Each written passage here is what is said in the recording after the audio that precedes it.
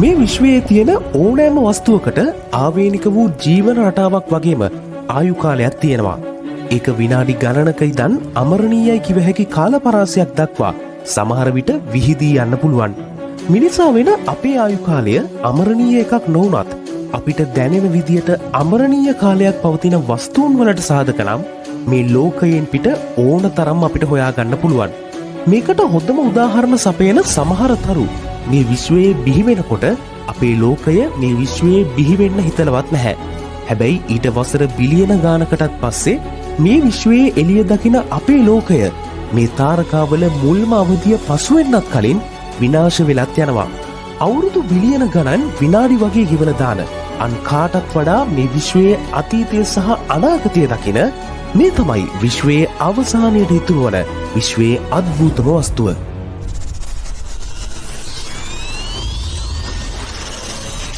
වර්මයින්ඩ් ලෝවේ දැනුම ඔබට කෙටියෙන්. මිනිසුන් වෙන අපි උපතෙන් පස්සේ පිළිවෙලින් ළමා කාලය සහ තරුණ කාලය පසු කරමින් මහලු අවධියට පත්වීමෙන් අනතුරුව අපේ ජීවිත කාලය නිවා කරනවා. ඉතින් තාරකාවකට වුණත් මේ චක්‍රය පොදුයි. හැබැයි ඒක අපිට දැනෙන වෙනසකට තියෙන්නේ මේ චක්‍රය අවසන් කරන්න තාරකාවන් අමරණීයයි කියන්න පුළුවන් විදියේ කාලයක් ගත කරන එක. මිනිසෙකුට උපතේ සිට මරණය දක්වා ජීවත් විය හැකි උපරිම ආයු කාලය වසර 125ක් වුණත් ඔයාල දන්නවද අද අපි කතා කරන්න යන තාරකාවක මේ ආයු කාලය වසර ට්‍රිලියනයකටත් වැඩි කියලා. මේ තාරකා හඳුන්වන්නේ කළුවාමන තාරකා කියන නමින්. තාරකා විද්‍යාඥයන් විසින් තාරකාවන්ගේ ස්කන්ධය මත තාරකාවන් කොටස් 3කට වර්ග කරලා තියෙනවා. ඒ අඩු ස්කන්ධ, මධ්‍යම ස්කන්ධ සහ අධි ස්කන්ධ තාරකා වශයෙන්. ඉතින් මේ අතරින් මධ්‍යම ස්කන්ධයට අයත් කළුවාමන තාරකා තමයි තාරකා විද්‍යාඥයන් හඳුනාගෙන තියෙන විදියට විශ්වයේ වැඩිම ආයු කාලයක් ගත කරන්නේ. මධ්‍යම ප්‍රමාණයේ තාරකාවක ජීවන චක්‍රයේ එක් අවධියක් ලෙස සැලකෙන මේ කළුවාමන අවධිය මධ්‍යම ස්කන්ධ තාරකාවක අවසන් අවධිය නිසයි මේ තාරකාවන් කළුවාමන තාරකාවන් විදියට හඳුන්වන්නේ. ඉතින් මේ තාරකාවක ජීවන චක්‍රය ගැන කතා කරනවා කියන්නේ හරියට ඉතිහාසයේ ඉඳන් අනාගතය කියවනවා වගේ වැඩක්. හැම තාරකාවක් වගේම මේ මධ්‍ය ප්‍රමාණයේ කළුවාමන තාරකාවලුත් තමන්ගේ ජීවිත කාලය ආරම්භ කරන්නේ වායු සහ දූවිලි වලින් සමන්විත නෙබියුලාවක් ලෙස හැදින්වෙන විශාල වලාකුළකින්. කාලය ගතවීමත් සමගම ගුරුත්වාකර්ෂණය යටතේ නෙබියුලාවේ මධ්‍යයට එකතු වන එහි අඩංගු වායු සහ දූවිලි අංශු ක්‍රමයෙන් නෙබියුලාවේ මධ්‍යයේ ඝන සහ උණුසුම් හරයක් නිර්මාණය කිරීම සිද්ධ කරන අතර දිගින් දිගටම නෙබියුලාවේ හරයට ඇදී යන එවැනි අංශුන් මේ හරයේ ඝනත්වය සහ උෂ්ණත්වය තව තවත් වැඩි කරමින් ලදරු තාරකාවක් බවට පත්වීම සිද්ධ වෙනවා. මේ විදියට නෙබියුලාවකින් ප්‍රොටෝස්ටාර් එකක් එහෙමත් නැත්නම් ලතරු තාරකාවක් බිහිවීම ස්ටෙලර් නර්සරි ලෙස හඳුන්වනවා වගේම විශ්වයේ සෑම තාරකාවකම මුල් අවධිය වන මේ කාල සීමාවට ළඟා වීමට තාරකාවන්ගේ ප්‍රමාණය මත වසර මිලියනයක් මිලියන 10ක් අතර කාලයක් තාරකාවකට ගත වෙනවා. ඉතින් මේ කාලය පසු කිරීමෙන් පස්සේ තමයි තාරකාවක් Tamanගේ ජීවන චක්‍රයේ වඩා වැදගත්ම කාල සීමාවට ලැබෙන්නේ. තාරකාවක් Tamanගේ ලදරු අවධියේදී ඉතා කුඩා ආලෝකයක් තමයි පිට කරන්නේ. ඒකට හේතුව වෙන්නේ තීව්‍ර ආලෝකයක් පිට කිරීමට තරම් ලදරු තාරකාවේ හරය උණුසුම් නොවීම සහ තාරකාවකට වඩා තීව්‍ර ආලෝකයක් පිට කිරීමට අවශ්‍ය වන ආලෝකය සහ තාපය ජනනය කරන න්‍යෂ්ටික විලයන ක්‍රියාවලිය ලදරු තාරකාවන්ගේ හරය තුල සිදු නොවීම. ඉතින් මම මේ දැන් කතා කරන අවධිය තමයි ලදරු තාරකාවක් තුල න්‍යෂ්ටික විලයන ක්‍රියාවලිය ආරම්භ වෙන තාරකාවක ස්ථායී අවධිය ලෙස හඳුන්වන්නේ. නෙබියුලාවේ ඇති වායු සහ දූවිලි ගුරුත්වාකර්ෂණය යටතේ එහි මධ්‍යයට එකතු වෙලා ප්‍රොටෝස්ටාර් එකක් නිර්මාණය කරන ක්‍රියාවලියේදී ප්‍රොටෝස්ටාර් එකේ හරය තුල තිබෙන වායුමය අණු තදින් ගැටීම සිද්ධ වෙනවා. ඉතින් මේ වායුමය අණු ගැටීම එහිදී තාප ශක්තියක් බවට පරිවර්තනය වන අතර මේ ක්‍රියාවලිය තාරකාවේ හරය ක්‍රමයෙන් උණුසුම් කිරීම සිද්ධ කරනවා. පසුව මේ උණුසුම් කිරීම ප්‍රොටෝස්ටාර් එකේ හරය කෙල්වින් මිලියන 10ක් දක්වා උණුසුම් කරාට පස්සේ එම විශාල උෂ්ණත්වය සහ පීඩනය යටතේ හරය තුල තිබෙන හයිඩ්‍රජන් පරමාණු හීලියම් පරමාණු බවට පත්වීමෙන් නිකුත් වෙන ශක්තිය ආලෝකය උෂ්ණත්වය සහ විකිරණ ලෙස පිට කරන මෙන්න මේ න්‍යෂ්ටික විලයන ක්‍රියාවලියෙන් තමයි ප්‍රොටෝස්ටා එකක් එහෙමත් නැත්තන් ලදරු තාරකාවක් ආලෝකය නිකුත් කරන සක්‍රිය තාරකාවක් බවට පත්වෙන්නේ. ඉතින් මම මේ කෙටියෙන් හඳුන්වපු දීර්ඝ ක්‍රියාවලිය ආරම්භ කරන්න මධ්‍යම ප්‍රමාණයේ තාරකාවක් නම් උපතේ සිට වසර මිලියන 50ත් 100ත් අතර කාලයක් ගෙවා දමන්න ඕනේ. මොකද තාරකාවක් තමන්ගේ ජීවන චක්‍රයෙන් වැඩිම කාලයක් ගෙවා දමන්නේ මෙන්න මේ ස්ථායී අවධියේදී නිසා.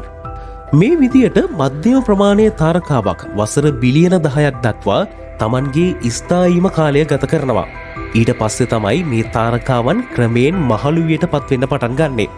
තාරකාවන් තමන්ගේ ස්ථායීම අවධිය පවත්වාගෙන යන්නේ හයිඩ්‍රජන් ඉන්ධනයක් ලෙස භාවිතා කරමින් හයිඩ්‍රජන් පරමාණු හීලියම් පරමාණු බවට පත්කිරීමේ ක්‍රියාවලියක් මගින්. ඉතින් වාහනවලත් ඉන්ධන ඉවර වෙනවා වගේ තමයි දහනය කරන්න තාරකාවක් සතුව තිබෙන ඉන්ධනත් ඒ විදියටම අවසන් වෙලා යනවා. ඉතින් මේ විදියට තාරකාවක් සතුව තිබෙන හයිඩ්‍රජන් අවසන් වුණාට පස්සේ තමයි තාරකාවක් එහි ස්ථායීම අවධියේ සිට අභාවයට යන කාල සීමාවට එළඹෙන්නේ. තාරකාවක මේ අවධිය හඳුන්වන්නේ රෙඩ් ජයන්ට් එහෙම නැත්නම් රතු යෝධ අවධිය කියන නමින්. මේ අවධියේදී තාරකාවේ දහනය සඳහා තිබෙන හයිඩ්‍රජන් අවසන් වීමේ ප්‍රතිඵලයක් ලෙස තාරකාවේ හරය රත් වී හැකිලීමට පටන් ගන්නා අතර හයිඩ්‍රජන් ක්ෂය වීම හේතුවෙන් පෙර සිදු වූ න්‍යෂ්ටික විලයන ක්‍රියාවලියේ සිදුවන වෙනස් වීම නිසා ඇතිවන පීඩනය මගින් තාරකාවේ පිටත ස්තරය ප්‍රසාරණය කිරීමටත් පටන් ගන්නවා. මේ ප්‍රසාරණය තාරකාවේ මුල් විශාලත්වය වගේ 100 ගුණයේ සිට 200 ගුණයක් දක්වා අගයක් ගන්නත් පුළුවන්. එහිදී විශාල වන තාරකාවට දහනය කිරීම සඳහා ප්‍රමාණවත් හයිඩ්‍රජන් හිගවීම නිසා තාරකාව විශාල වුණත් එහි උණුසුම අඩුවීම හේතුවෙන් තාරකාව රතු පැහැයට හැරීමත් මේ අවධියේදී සිද්ධ වෙනවා. ඒ නිසා තමයි මේ අවධියට රතු යෝධ අවධිය කියලා කියන්නේ. ඉතින් මේ අවධියේදී රතු යෝධ තාරකා තමන්ට අවශ්‍ය වෙන බලශක්තිය සපයා ගැනීම වෙනුවෙන් තාරකාවේ විවිධ කලාපවල පවතින සෑම මූලද්‍රව්‍යයක්ම වගේ න්‍යෂ්ටික විලයන ක්‍රියාවලීන්ට භාජනය කිරීම සිද්ධ කරනවා. ඒ විදියට සිදු කරන විවිධ න්‍යෂ්ටික විලයන ක්‍රියාවලීන් මගින් රතු වාමන තාරකාවකට පුළුවන් වසර මිලියන 100ත් 200ත් අතර කාලයක් තමන්ගේ ජීවන රටාව ඉදිරියට අරගෙන යන්න. ඉතින් මේ කාල සීමාවෙනුත් පස්සේ මොනම විදියකටවත් න්‍යෂ්ටික විලයන ක්‍රියාවලීන් සිදු කරන්න බැරි කාලයක් මේ රතු යෝධ තාරකාවලට එනවා. ග්‍රහලෝක නෙබියුලා අවධිය ලෙස හඳුන්වන මේ අවධියේදී රතු යෝධ තාරකාවන්ගේ හරය තුල න්‍යෂ්ටික විලයන ක්‍රියාවලීන් අවසන් වීම නිසා පෙරදී සිදු වූ පිටත ස්තර ප්‍රසාරණය මේ අවධියේදී අවසන් වෙලා යනවා. මෙහි ප්‍රතිඵලයක් වශයෙන් රතු යෝධ තාරකාවේ පිටත ස්තර බිඳී යාමට ලක්වන අතර තාරකාවේ ඇතුළත ඇති ද්‍රව්‍ය ගුරුත්වාකර්ෂණය මගින් වේගයෙන් හරය වෙත ඇද ගැනීම සිද්ධ කරනවා. අවසානයේදී ප්‍රධාන තාරකා වර්ග 3 මත පදනම්ව සුදුවාමන තාරකාවක් නියුට්‍රෝන තාරකාවක් හෝ කළු කුහරයක් ඉතුරු කරමින් නෙබියුලාවකට සමාන විශාල දූවිලි වලාවක් මේ වස්තුන් වටා නිර්මාණය වීම සිද්ධ වෙනවා. ඉතින් අපි කතා කරන මධ්‍යම ප්‍රමාණයේ තාරකාවක ජීවන චක්‍රයේ ග්‍රහලෝක නෙබියුලාවක අවසානය සුදුවාමන තාරකාවක් විදියට තමයි අපිට බලා ගන්න ලැබෙන්නේ. ඒ වගේම එවැනි ග්‍රහලෝක නෙබියුලා අවධියක කාල සීමාව වසර 20000 සිට 50000ක් දක්වා පවතින්න පුළුවන්. ඉතින් වසර බිලියන ගාණක් බලවත්ව ඉදපු තාරකාව දැන් කිසිදු විදියකට ශක්තියක් නිපදවන්නේ නැති නිවී යන සුදුවාමන තාරකාවක් බවට පත් වෙලා තියෙන්නේ. මේකට තමයි තාරකාවක සුදුවාමන අවධිය කියලා කියන්නේ. ශක්තියක් නිපදවා ගැනීමට කිසිදු න්‍යෂ්ටික විලයන ක්‍රියාවලියක් සිදු නොකරන මේවා ආලෝකය පිටකිරීම සිදු කරන්නේ ග්‍රහලෝක නෙබියුලාවෙන් Taman බිහිවීමේදී හටගත් උෂ්ණත්වයෙන් විතරයි. නමුත් මේ කාලයේදී සිද්ධ වෙන්නේ ඒ උෂ්ණත්වයත් ක්‍රමයෙන් අඩු වෙවි තාරකාව සිසිල් වීමේ අදියර ආරම්භ වෙන එක. ඒ වගේම පුදුම හිතෙන අදාහ ගන්න බැරි කාරණාව තමයි මධ්‍යම ප්‍රමාණයේ තාරකාවක් සුදුවාමන තාරකාවක් ලෙස Tamanගේ ජීවිත කාලයෙන් වසර ට්‍රිලියනයකට වැඩියෙන් ගත කරන එක. ඉතින් හිතන්න මේ විශ්වය ආරම්භ වෙලත් තවම ගෙවිලා ගිහින් තියෙන්නේ වසර බිලියන 13.8ක් විතරයි. ඒත් මෙතනිනුත් මේ තාරකාවන් Tamanගේ ජීවිත කාලය අවසන් කරන්නේ නැහැ. මේ අවධියෙන් පස්සේ තමයි අපිට අමරණීයයි කියන්න පුළුවන් කාලයක් මේ තාරකාවන් පවතින්නේ.